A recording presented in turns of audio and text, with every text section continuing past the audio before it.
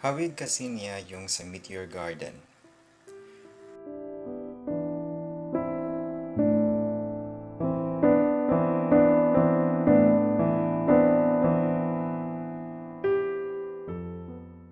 I'm separated with one child.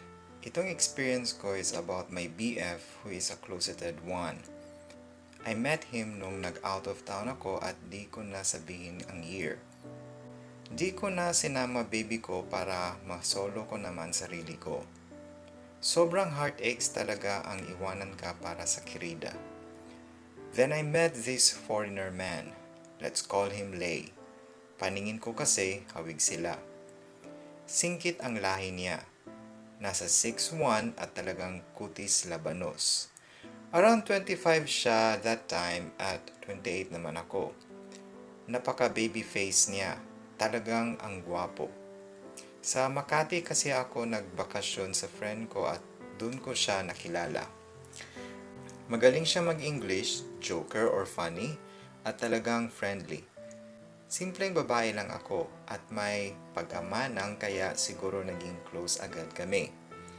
Pero ako, naging crush ko agad siya. Di ko nasasabihin ang work niya pero celebrity siya sa bansa nila. At talagang nagpa-picture ako with him ng marami para remembrance. One time, nagkainuman ng barkada at narasing siya. Narasing kaming lahat. Narasing din ako at naglaro kami ng Truth or Dare. Tinanong ko siya sinong crush niya. At gumuho mundo ko nung tinuro niya kung sino. Yung sexy naming kabarkada ang type niya, si Jane. Yes, di na ako dapat magtaka. Uminit mukha ko, di ko mapigilang lumuha sa harapan niya. Kaya nagtaka siya at tinanong ako. Nagpalusot lang ako, kunwari napuwing ako at tumakbo na agad ako sa kwarto. Parang nawala kalasingan ko nang umiyak na ako. Narealize ko na ba't naman ako magtataka na wala naman akong pag-asa sa kanya. Siyempre, hot girls din ang gusto niya.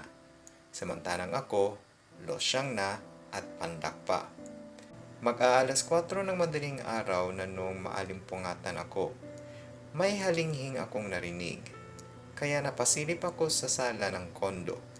Mas lalong nanginig tuhod ko nang makita ko siyang tinutsupa yung machong si Jay, di totoong name, na tulog na tulog. Pero mas nasaktan ako nung nakita kong tinutsupa siya nung isang naming kabarkadang babae na mistisahin na si Claire, di tunay na name. At silang dalawa ng girl na yun ang humahalinghing. Gusto kong humagulgol that time. Di na rin tumigil mga luha ko sa pagpatak. Bumulaga sa harapan ko ngayon ang napakasakit na katotohanan. Yes, bakla si Lay. At parang tinatarakan ng kutsilyo ang puso ko. Di ko napansing nakatitig na pala siya sa akin kaya sobrang kinabahan ako at tumakbong papasok sa kwarto ko. Nilako agad ang pinto. Natatakot ako sa kanya. Malamang magagalit siya kaya kahit 8 AM na, di ako lumalabas ng kwarto sa takot na kumprontahin niya ako. Ihing-ihi na ako that time kaya napilitan akong lumabas dahil nasa hiwalay na area ang CR. Pero nung papasok na ako, mas lalo akong kinabahan nung lumabas siyang nakatapis lang. Tapos na siyang maligo. Tatakbo na sana ako pero tinawag niya ako. Wala na raw ibang naliligo, pwede na raw ako. Walang lingon-lingon, pumasok na ako para maligo. Nagmadali akong nag-impake, nagkunwaring masama pakiramdam para makauwi na. Pinahatid nila ako sa van. May nadaanan kaming parking area at nagulat ako dahil nagpark ito. Maya-maya, lumingon sa akin ang driver at mas lalo akong nanghina nung malaman kong si Lay yun. Nainis ako bigla sa kanya, di ko alam kung bakit. Binati niya ako pero di ako umimik. Di ko siya pinansin. Pero nagtaka talaga ako dahil lumabas siya sa driver's seat at tumabi sa akin nang pumasok siya sa loob. Di ako makatingin sa kanya, nakayuko lang ako. Di ko alam gagawin ko. Bigla siya nagsalita, I'm sorry last night.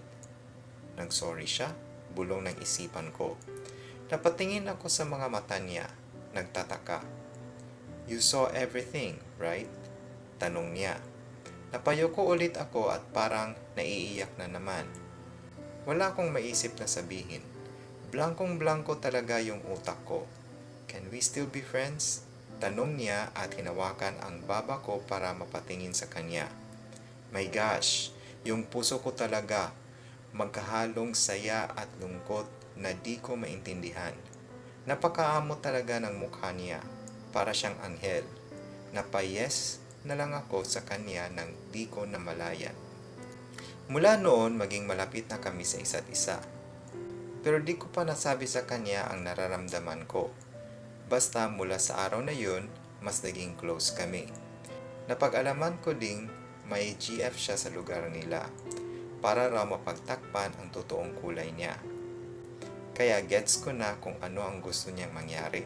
Ang magpanggap na jowa niya ako para walang makaalam ng totoong ginagawa niya paglasing silang lahat.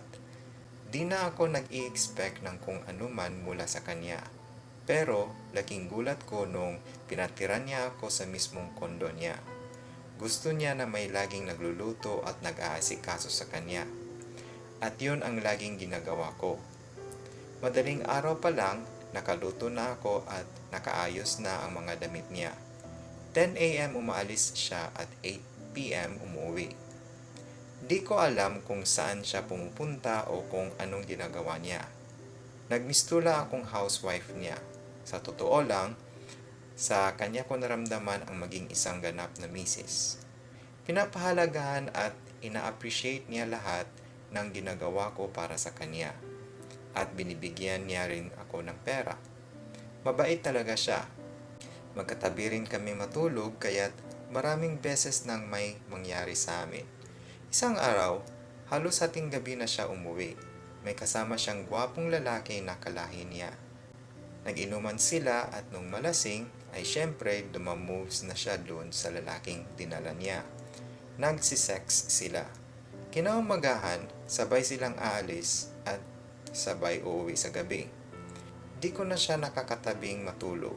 Nasasaktan na ako. Pero wala kaming label. Wala akong karapatan dahil pagpapanggap lang ang ginagawa namin sa mata ng iba. Nawala na rin siya ng time makipagkwentuhan sa akin. Hanggang one time, sinabihan ko siyang uuwi na ako sa probinsya namin. Nakita ko pagtataka sa mga mata niya. Nilambing niya ako pero ayaw ko na talagang magpapigil pa. I'm so tired. I'm leaving. Tanging nasabi ko na lang habang patuloy na pagpatak ng mga luha ko. Nakatingin lang siya sa akin. Nararamdaman ko ang awa na nararamdaman niya para sa akin pero di ko na talaga kaya ang setup namin kaya ako na lang ang aalis. Niyakap niya na lang ako at sa dibdib niya ako humagulgol. Bakit di ko masabi sa iyo na sobrang mahal kita? Paulit-ulit na bulong ng puso ko habang nakadikit sa dibdib niya. Kinaumagahan, same routine. Nakahanda na ang pagkain at damit nila. Nag-iwan ako ng love letter sa damitan niya. Nakalagay na ron ang love confession ko sa kanya at lahat ng nararamdaman ko, ibinuhos ko na ron. Saka ako umalis ng kondo. Di na ako nagpaalam. Habang natutulog sila ng lalaking katabi niya, sumakay na ako ng bus papuntang airport, ora-ora lang kumuha ng ticket at umuwi. Halos 2 months ko din siyang nakasama sa isang bubong at dun ko na-realize na mas masakit ang ginawa kong paglayo. Pagdating sa amin, ilang araw akong walang tulog. Umiiyak pa rin ako at namimiss ko siya. Hanggang nagkasakit ako ng malubha. Na-infection ako pero ang pinakamasakit, buntis na pala ako bago ako nakaalis sa kondo niya. Mas lalong gumulo isip ko. After 1 month, bumalik ako sa kondo niya para sabihin na buntis niya ako pero umuwi na pala siya sa bansa nila kasama yung lalaking inuuwi niya dati sa kondo niya. Sobra-sobra ang pagsisisi ko. Ngayon, mas malabong magkaharap ulit kaming dalawa. Hinanap ko siya sa social media at minessage pero wala talagang reply. Hanggang nalaman kong di pala niya binigay sa akin ang real name niya. December 16 nanganak ako. Kambal. Boy and girl. Kamukhang kamukha niya talaga. Nung malakas na ulit ako, naghanap ako ng espiritista or albularyo at binigay ang picture niya para konsensyahin siya. Gumastos din ako ng ilang libo. Buwan ng July nung nag-message siya gamit ibang name. Sobrang ligaya ko. Tinanong ko kung kailan siya babalik, dadalaw ng Pinas. Sabi niya, August. Dinala ko ang kambal at yaya nila. Nag-abang kami sa airport. Malayo pa lang, alam kong siya na yun. Tumakbo akong palapit sa kanya para yumakap. Ngumiti lang siya sa akin. Pagtingin ko sa kanan niya, kasama niya ulit yung guy na inuuwi niya dati sa kondo niya. Ngumiti lang din sa akin. Niyaya nila kami sa isang resto. Konting kwentuhan at maya-maya, sinabi ko sa kanya na nanganak ako. Binati niya lang ako, sana raw maging masaya ako sa bagong asawa ko. Kaya diniretsa ko na siya. No, you are their father. At agad na pinalapit sa mesa ang dalawang yaya na may karga na kambal. Namutla siya at napatitig sa kambal. Pero parang natuwa yung isang guy na kasama niya. Saglit na naghari ang katahimikan habang taimtim akong naghihintay ng kasagutan mula sa kanya. Maya-maya, nagsalita siya. Are you sure? Tumango ako at sumagot ng yes. Medyo nalungkot siya. At saglit na nagkatinginan sila nung guy na kasama niya. Kinarga niya yung baby boy at tinanong ako kung payag daw ba akong dalhin kami sa lugar nila. Sinabi ko na di muna ngayon. At inamin niya na plano nila magpakasal sa ibang bansa nung guy na kasama niya at mag-aampon daw sila. Nagulat man ako pero parang di na ganon katindi. Siguro dahil mas nabuksan na ang isip at puso ko. Pinagkasunduan na lang namin ni Lay na ipapahiram ko ang baby boy sa kanya pero kasama ako kapag yung baby girl ang hihiramin niya. Kaya taon-taon lagi kaming biyahe papunta sa bansa nila kapag ihahatid ko yung baby girl namin para magkabanding ng daddy Lay niya. After nung magkita kami, isang beses na lang may nangyari sa amin. Dahil ako na mismo ang umiwas.